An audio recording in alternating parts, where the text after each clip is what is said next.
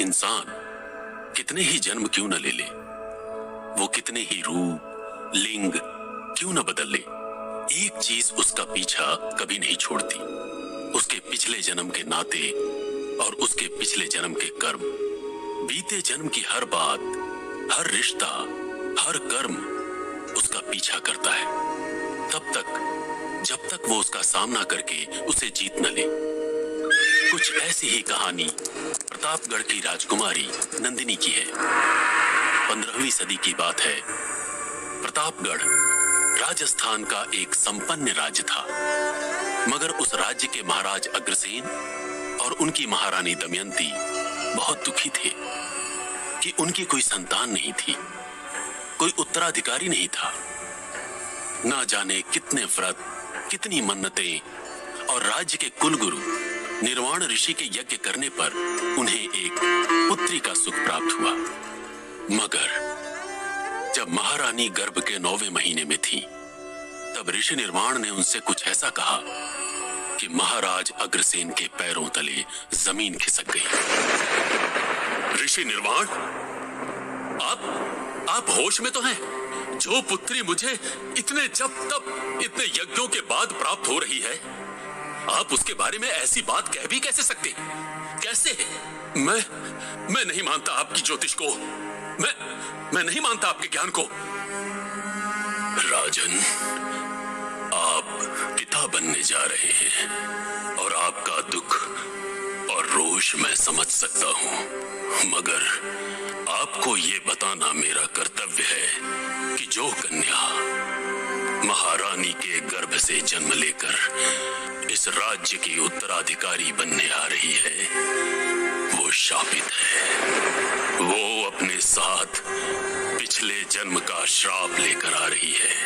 वो श्राप इस जन्म में उसको भोगना ही होगा। उसके भाग्य में किसी पुरुष का साथ नहीं है और न होना चाहिए, वरना अनर्थ हो जाएगा महाराज। ऐसा कैसा कर्म है मेरी पुत्री के पिछले जन्म से कि उसका कभी विवाह ही नहीं हो सकता? राजन, मैं आपको अभी सिर्फ इतना बता सकता हूँ कि यदि राजकुमारी का किसी पुरुष से संभोग हुआ, शारीरिक संबंध बना, तो न केवल उस पुरुष की तत्काल मृत्यु हो जाएगी, उसके पश्चात आपके राज्य का भी सर्वनाश हो जाएगा। राजकुमारी के भाग्य में न प्रेम है और न ही ब्याहता का सुख। ऋषि निर्वाण की भविष्यवाणी सुनकर महाराज टूट गए, लेकिन उन्होंने महारानी को कुछ न बताया। उनकी होने वाली बेटी तपस्या और यज्ञों का फल थी। उसका पिछला कर्म कुछ भी हो, महाराज अग्रसेन को विश्वास था कि जब तप से भाग्य को बदला जा सकता है। ये एक पिता का विश्वास था कि केवल एक भ्रम, कौन जाने। कुछ ही दिनों बाद महारानी दमयंती ने एक चांद जैसी बेटी को जन्म दिया।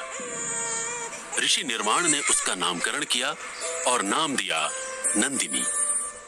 नंदिनी को देखते ही महाराज अग्रसेन ने ऋषि निर्वाण की भविष्यवाणी को दिमाग से निकाल दिया और उनसे वादा लिया कि अब वो कभी भी ये बात नहीं दोहराएंगे। ऋषि निर्वाण पिता का मोह समझते थे, इसलिए चुप रहे। मगर समय तो अपने ही वेग से बढ़ रहा था और होनी को भला कहां कोई टाल पाया है। राजकुमारी कब बचपन से युवा हो गई पता ही नहीं चला। 18 वर्ष की आयु में नंदिनी, जिसका रूप स्वर्ग की अप्सरा से कम न था, उसके विवाह का विचार उसकी मां को सताने लगा।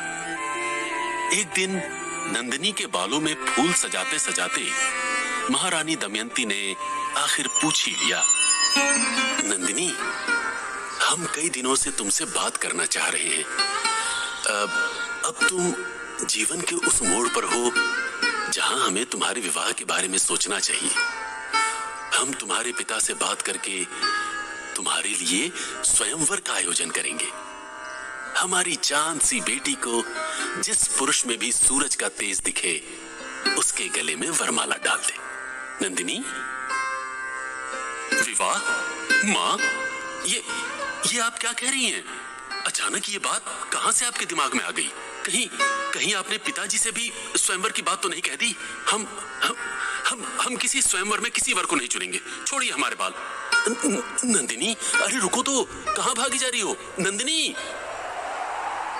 देखने वालों को लगेगा कि शायद नंदिनी श्राप की बात जानती थी और इसलिए शादी का नाम सुनकर डरकर नाराज होकर महल से बाहर निकल गई। मगर ऐसा नहीं था।